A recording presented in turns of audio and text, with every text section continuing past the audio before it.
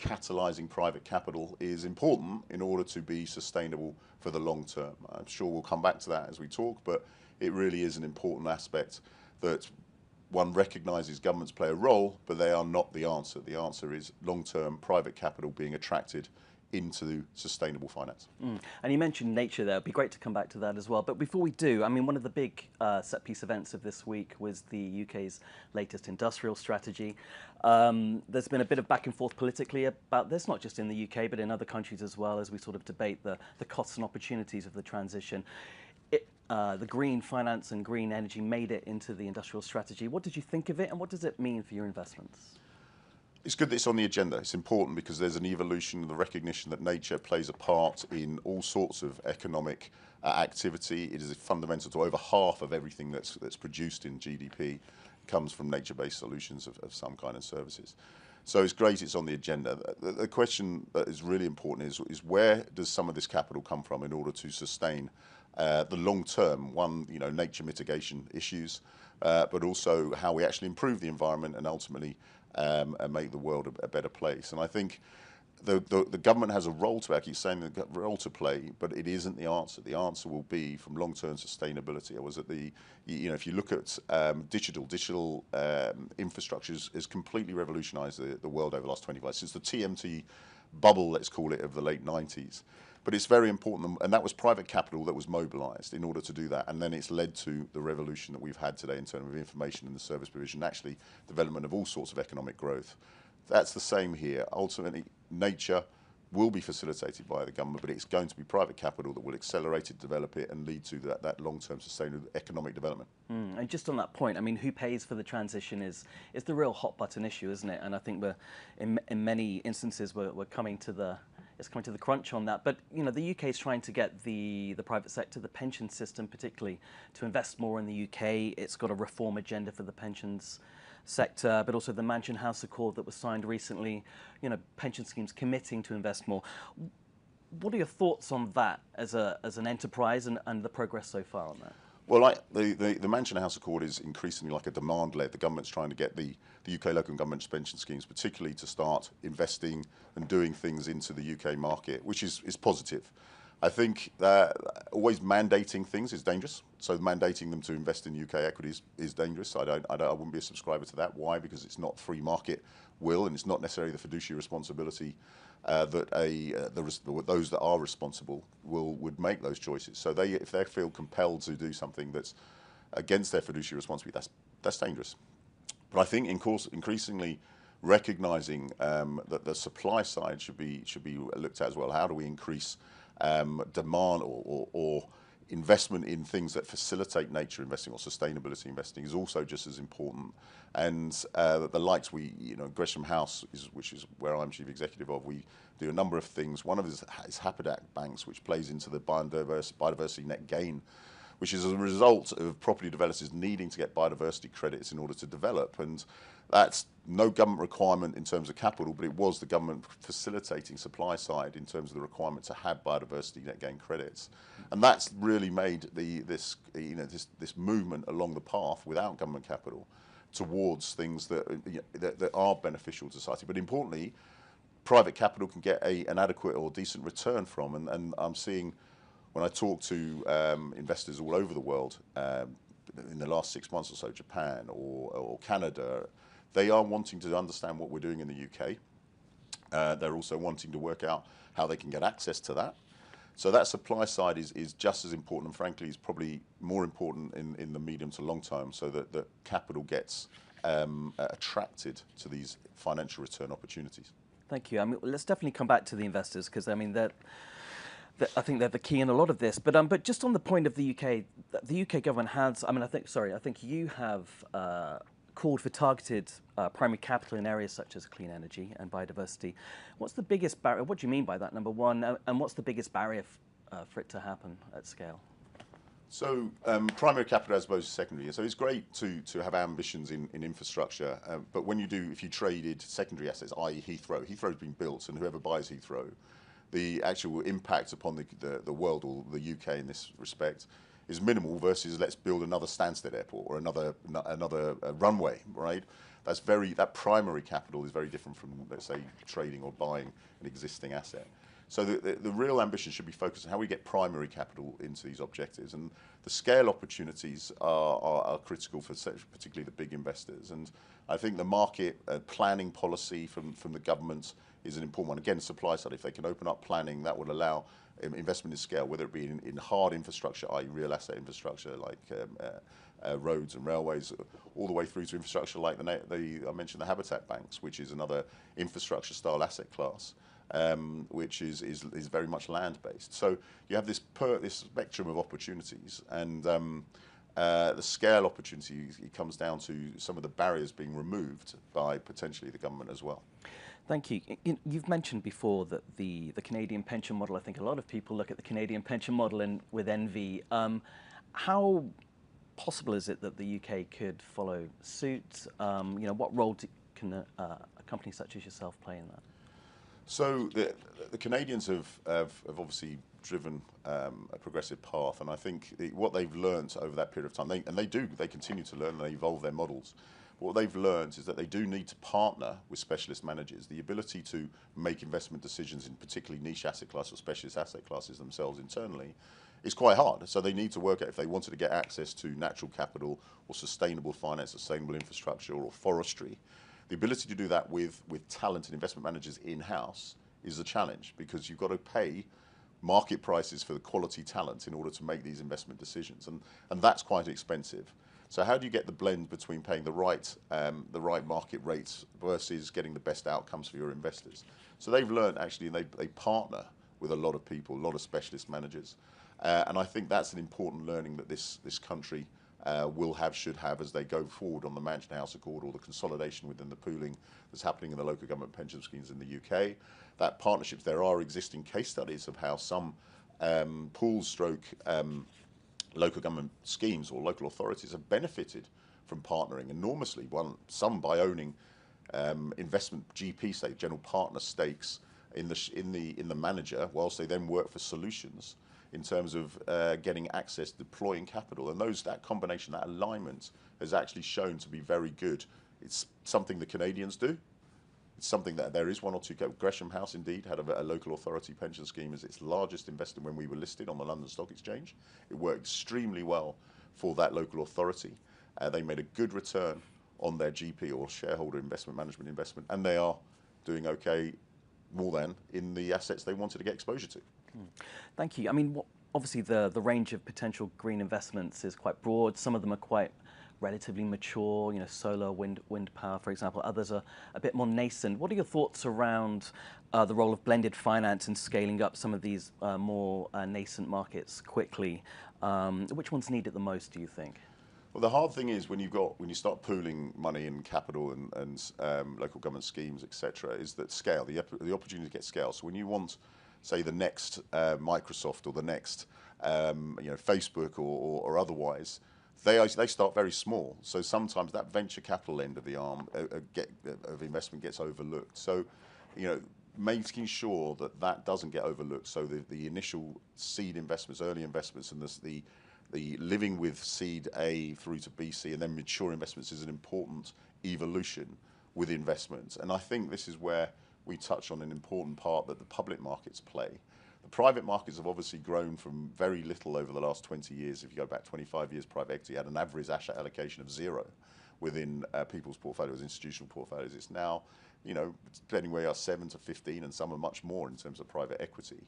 And at the expense of public markets, which has been reduced enormously, and arguably, and you've seen the reduction in the number of companies on stock exchanges, both not just the London Stock Exchange, even the New York Stock Exchange has halved in terms of number of companies over the last 15 years or so. That's an important aspect, because the use of finance and the evolution of a company can go through public, private, and then into public, and then possibly private again, then maybe public again. And that is quite an important access point for wealth managers, retail, high net worth investors, and also some institutions who can and only access public markets. So we don't want to see the demise of the public markets. We want to keep that going. And of course, it also plays into some of the private assets hands who want to move those companies on. They've held them for 5, 10, 15 years, and they might want to move them along. And they want public market opportunities rather than simply passing them on to either trade buyers to get consolidated or another private equity house. It's another option for capital access and also to incentivize management to take a company on to the next leg of its journey. Thank you. In terms of the UK Wealth Fund, do you think it's a helpful addition to this debate, or is it too little, too late? Do you think? What would you like to see it do? No, I think it's clearly got a role, and I came back to the point I made earlier. Facilitating rather than replacing capital is what the government should be doing, and the UK Wealth Fund's purpose is to facilitate investment and then catalyse other private capital coming in. It has a very important role. The implementation, that's often a challenge, but it's an important role. I think the other aspect as part of that, though, the UK Wealth Fund does, but the government, when it gives money to the Wealth Fund, recognise it needs to take risk.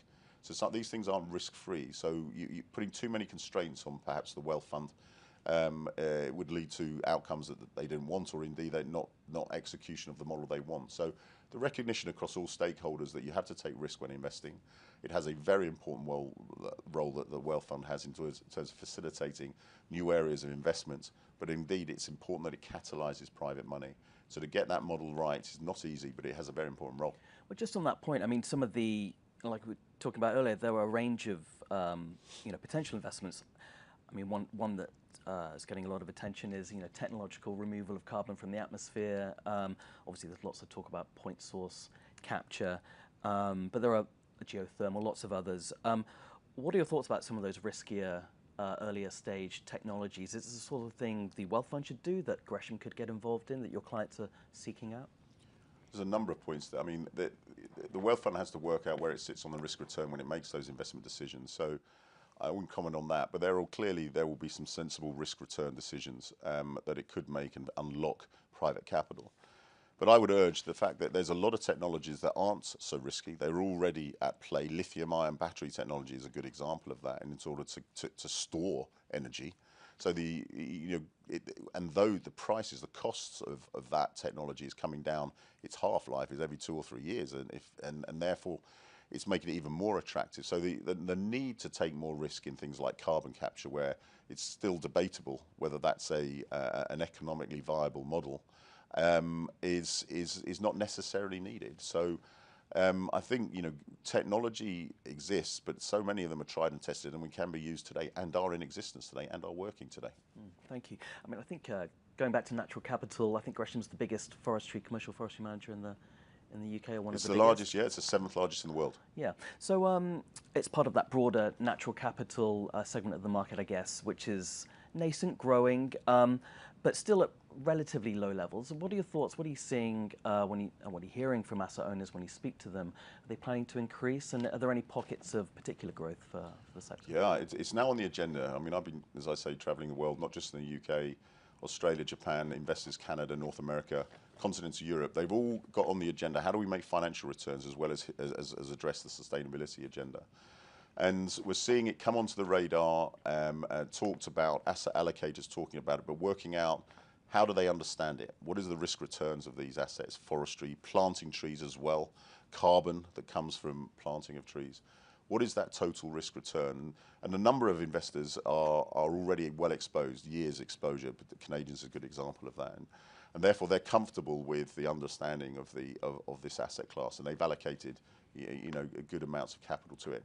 You come to the UK and you've got a situation where this is a new asset class. We perceive, because as I say, we are the largest in the UK, we know it takes 3 or 4 years to educate investors in the benefits as well as the risk return. But what we're seeing after this education is now increasing the institutions, particularly in the pension funds, wanting to allocate to natural capital. We're seeing going from zero, some of our clients have gone from 0 to 4% allocations in their asset allocations over the last 12 months in natural capital. And forestry is a big part of that. Natural capital is quite broad, but forestry tends to be the biggest and largest part of that. So we're optimistic that trend is going to go for quite a while. It's possible that natural capital could grow, given its scale and its impact in economic GDP. We think that 4 could grow to a much larger number.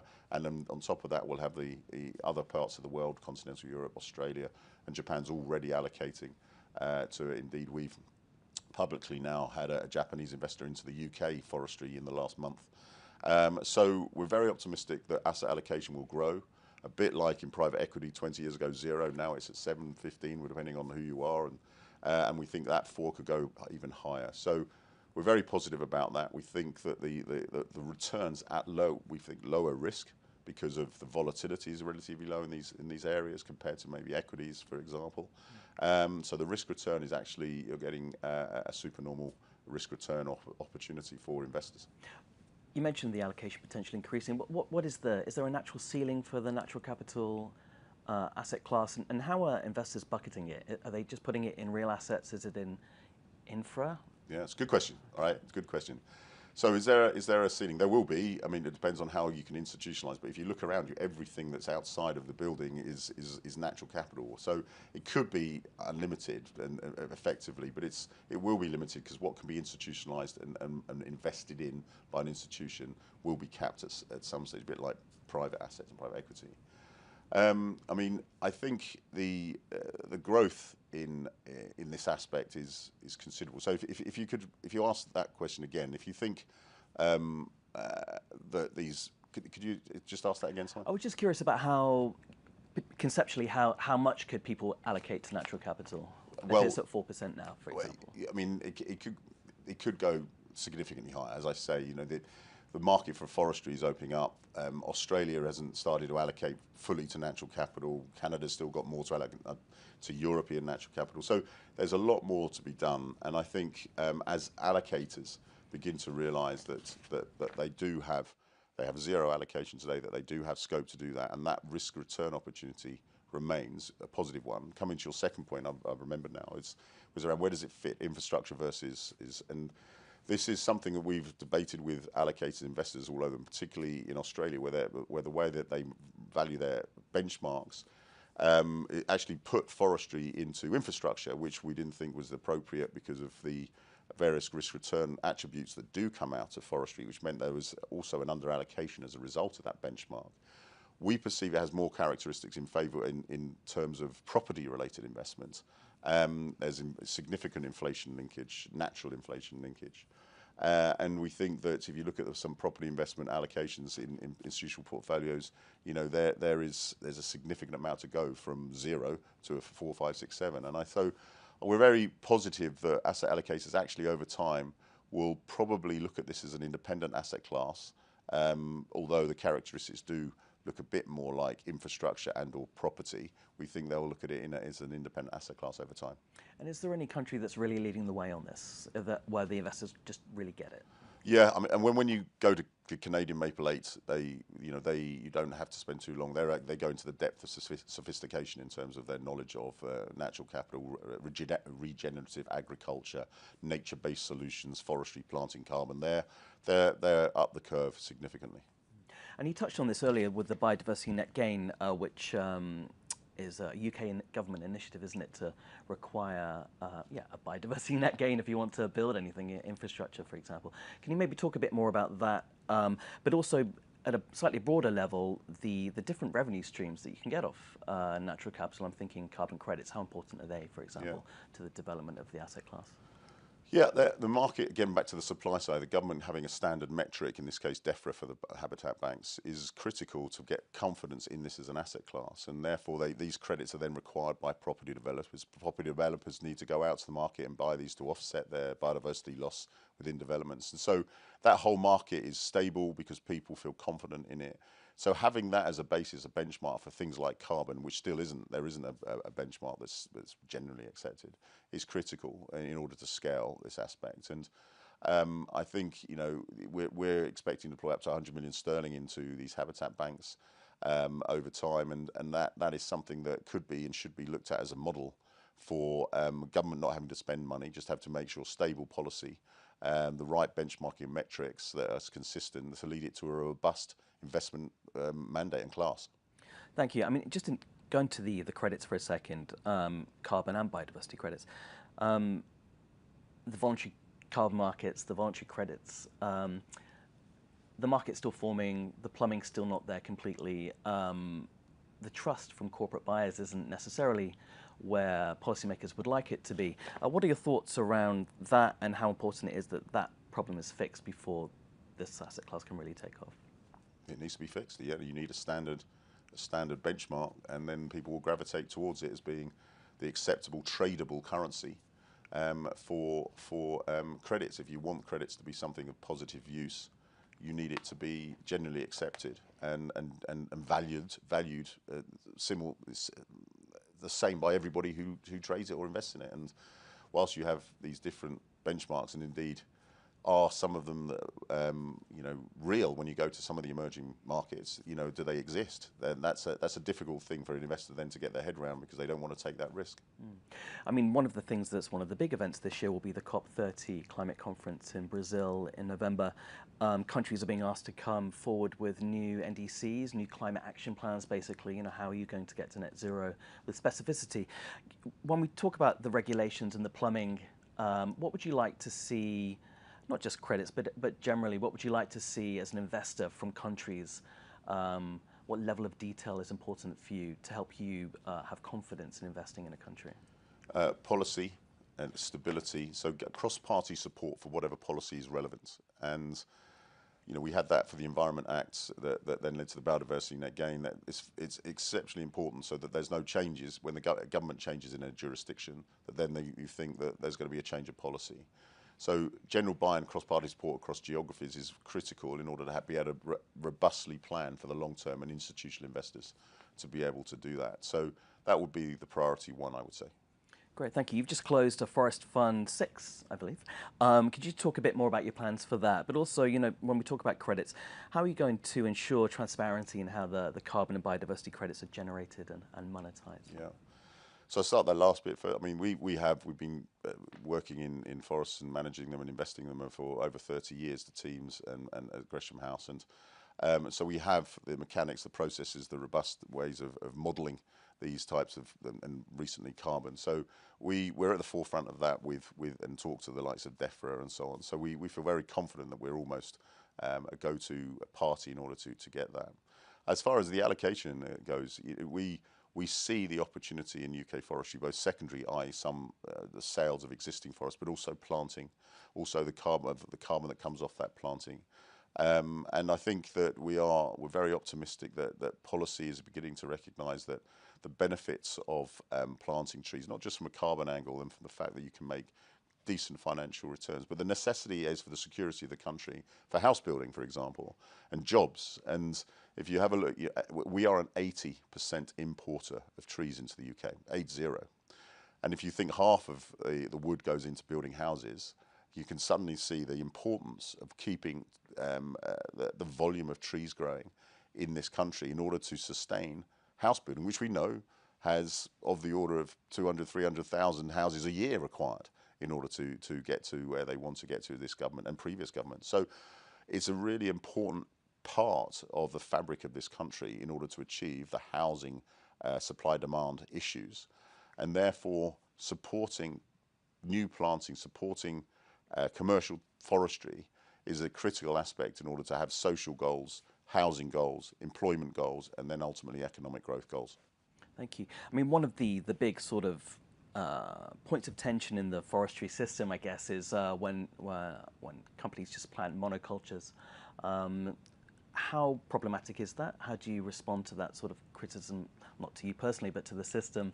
How do you deal with that? And I guess connected to that, going back to the investors, how open are they to seeing the economic value that comes back to them being diverse? So not just the sale of the trees to build things, but I don't know, rural jobs, for example. That's precisely. So a big part of our lives are education, educating the whole story, not just the simple story of what you call monoculture. But the monoculture is pretty rare. I mean, whenever we do plant trees, we also have to expose ourselves to broadleaves, indigenous trees as well. So typically 20% or more is local or indigenous trees. So there's always new and broader than simply a monoculture. So that would be a wrong representation of things.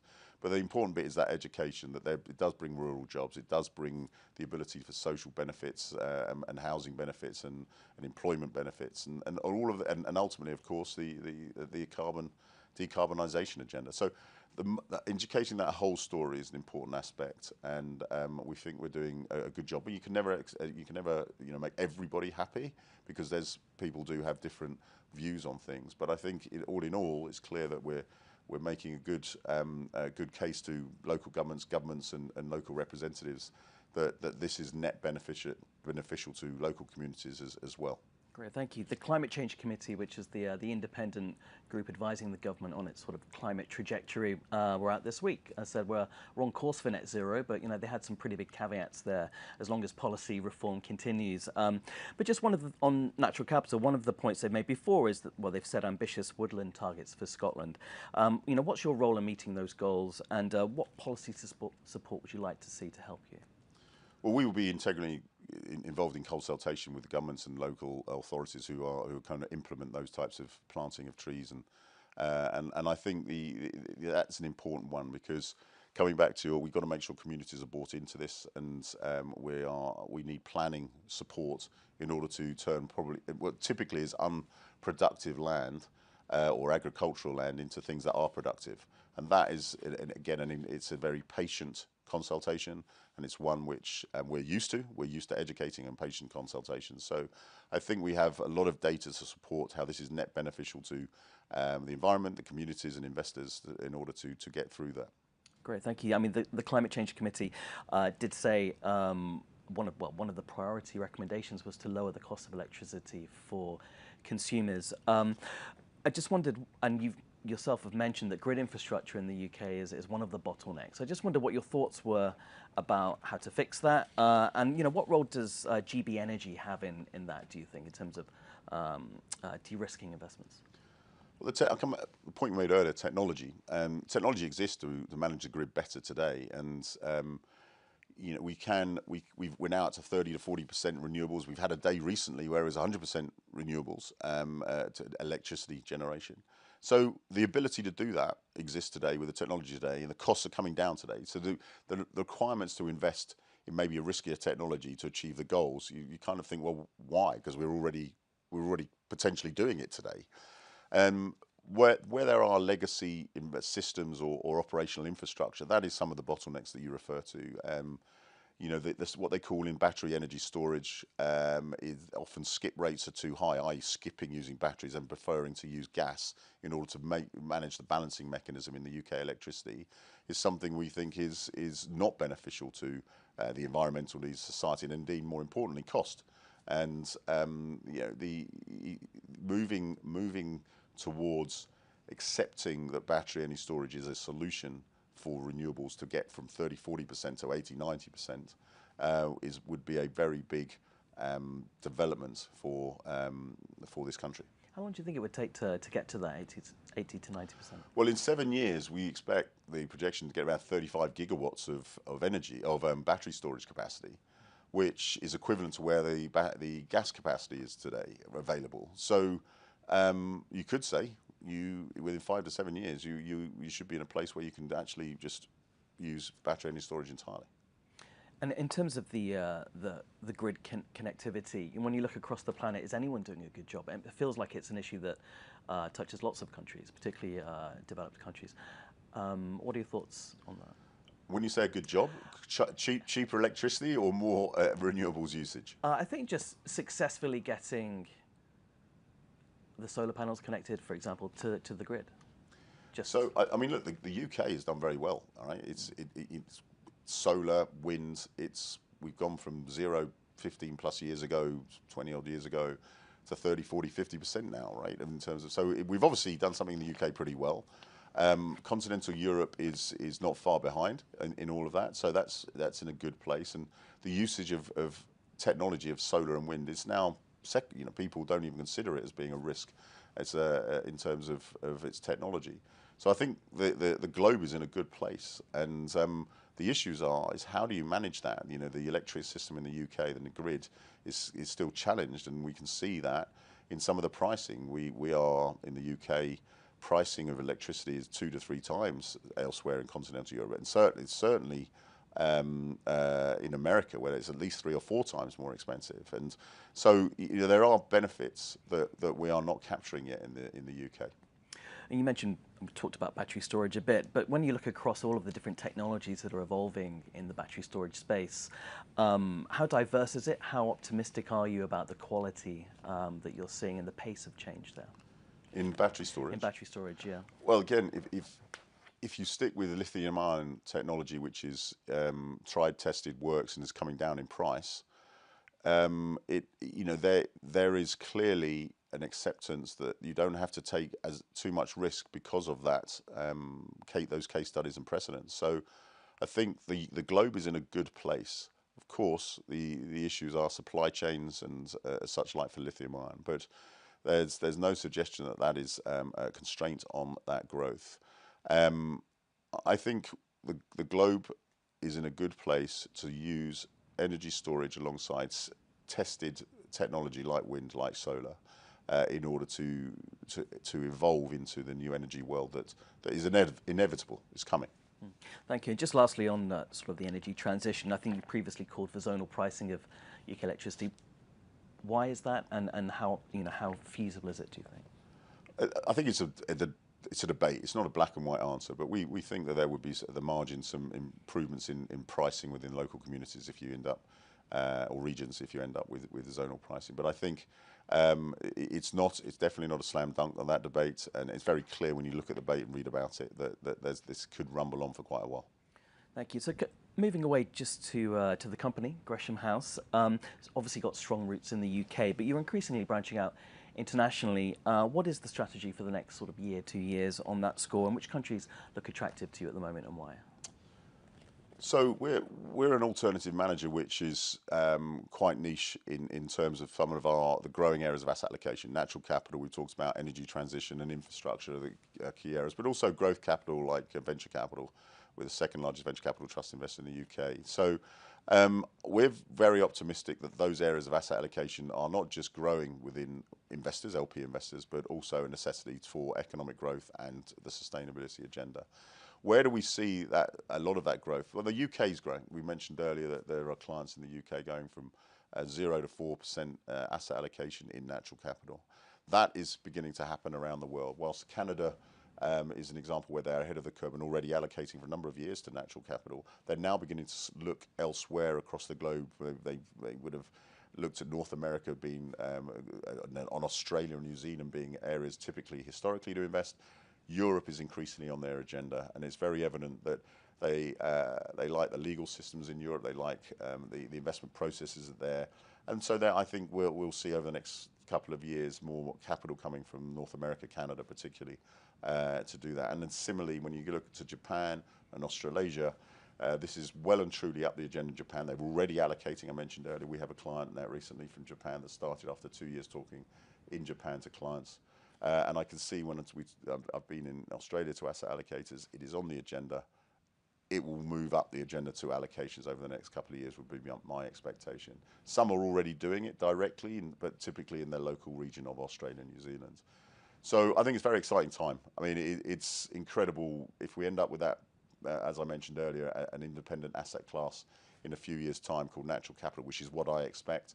It'll be a bit like how much do you allocate to private equity, infrastructure, and how much have you got in natural capital. It'll be a standard discussion topic. Great. You mentioned North America there. Can we talk about the US specifically? Obviously, it's the big story of the year in so many ways, and it will be for the next couple of years, I'm sure. But in terms of the US, lots of policy decisions by the Trump administration on all things green, in many cases a pullback. How has that impacted your strategy and view of market development there and globally? What we're seeing is LP investors wanting to come to Europe and talk about it a bit more. That's absolute for sure, both infrastructure, energy transition, and also natural capital. So it's getting people's heads up, and that's applying, I think, elsewhere across the globe.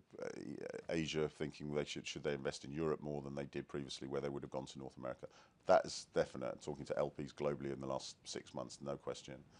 That's going to benefit those people who have good platforms in Europe or market shares. Gresham House is one of those, and we are aiming to capture that, and hence by building relationships, partnerships with these large LP investors, allocators around the world, And so it's mean that we've had to get up and get out of our seat and go and meet these guys and tell them the great story that people like Gresham House has to capture the energy transition, the natural capital, all the infrastructure opportunities in the UK and Europe. And I remember when the Inflation Reduction Act, came in, all the credits that the Biden administration gave out. A lot of it was a joke almost, like there were wind turbines ready to be put up in France, for example. They're put on a ship and taken to the East Coast. Is that flow reversing? Is it actually a thing? Are you seeing money move already? Because yeah, we are definitely seeing. I mean, money doesn't just overnight, particularly long-term 10, 20-year money doesn't go within a week from I was here and I'm there. But the mere fact that these dialogues are happening, the mere fact that relationships are being built and partnerships and framing of partnerships is happening, it will mean the probability that capital starts coming here over the next 6, 12, 24 months is a high probability. Thank you. And just, any money that does come over here, it is coming to a region where policies have also been rolled back a bit, even in the European context. Various green initiatives have been just pulled back a touch just to maintain competitiveness, is the argument. Are you still confident that Europe is a leader in that regard? Are you expecting an even bigger pullback, or are you confident that we've sort of bottomed out a little bit there?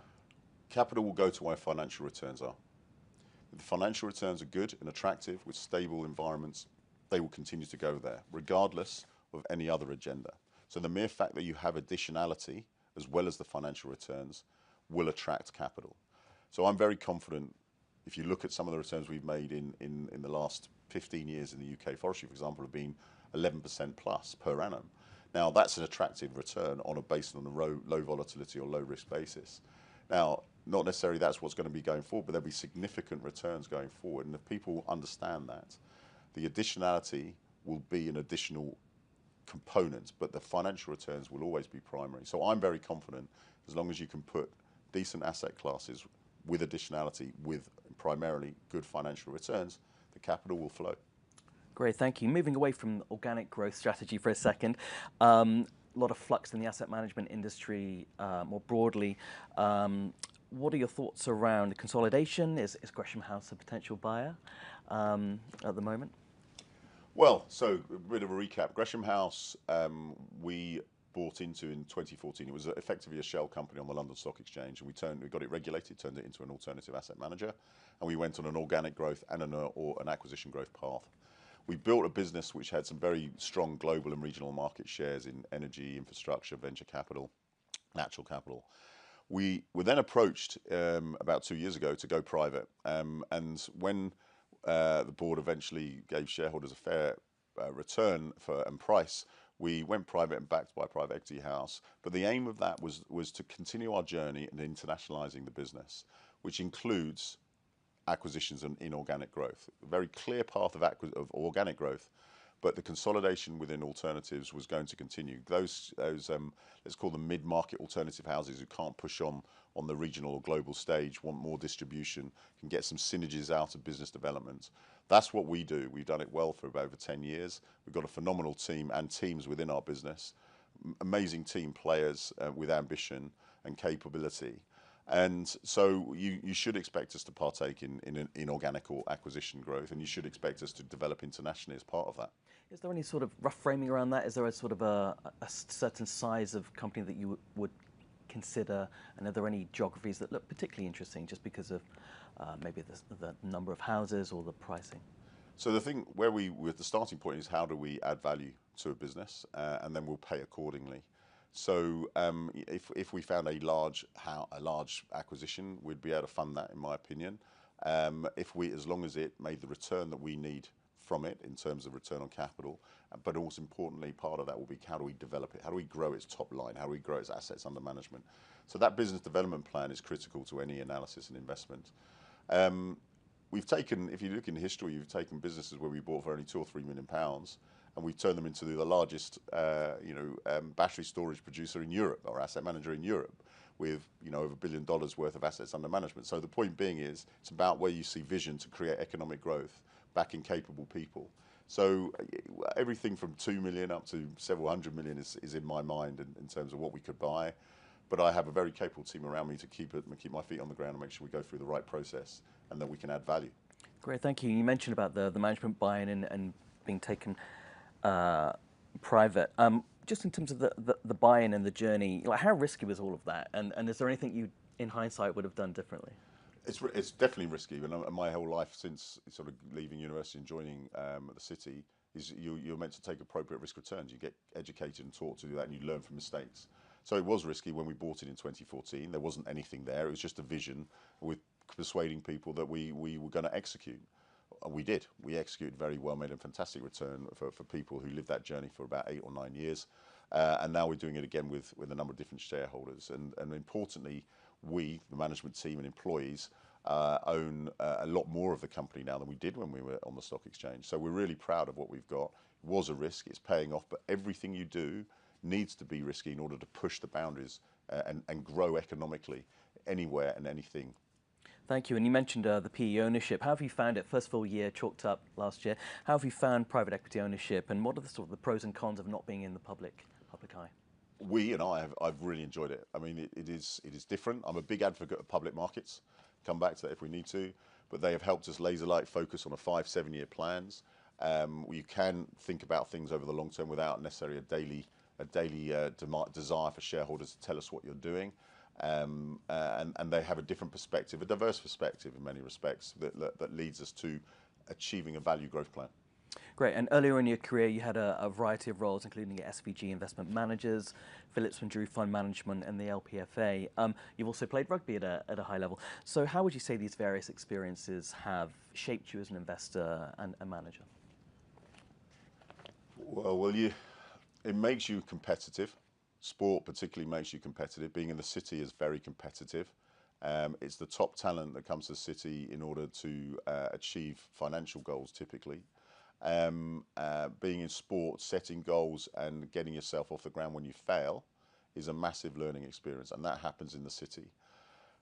Working and enjoying the wins is fantastic, and the celebration, like sport, when you enjoy the wins within a city environment, is fantastic. So I would say I've learned a lot through sport that's allowed me to get off the floor when we make mistakes and learn from them, go forward and go again. Great, thank you. We're coming up to the end of time, but we've got a couple of last questions if we can get through them. Where do you see the most underappreciated investment opportunities right now, either in the UK or globally? I'm a contrarian, which means when everybody else is running towards something or away from something, then I like to have a look at where they're running away from. And at the moment, we see the London Stock Exchange is under what, inverted commas, a cloud of people thinking it's not very good for whatever reason. I think that means it will have many opportunities with it that are undervalued because of the dislocation of valuation. So I think that is something that people should focus on. And they genuinely are, particularly in the smaller cap company areas. Great. And just very lastly, if you could change one thing about the UK investment landscape tomorrow, what would it be? The corporation tax rate. If you made domiciled and stock exchange listed companies pay 15%, say, on their corporation tax rate, you would see an enormous attraction and then ultimately an increase in liquidity within the London Stock Exchange, which is a massive goal. If you look in Ireland they lowered 15 odd years ago their corporate rates to 12.5. You'd have thought their corporation tax revenue went down. It didn't. It went up from 4 billion to 22 billion over 10 years. So the benefits to this UK could be enormous, both from the London Stock Exchange, but also from the government's revenues. Great, Tony. I'm afraid that's all we've got time for. Thanks ever so much for joining us today. It's a pleasure. I've enjoyed it. Thank you. Thank you.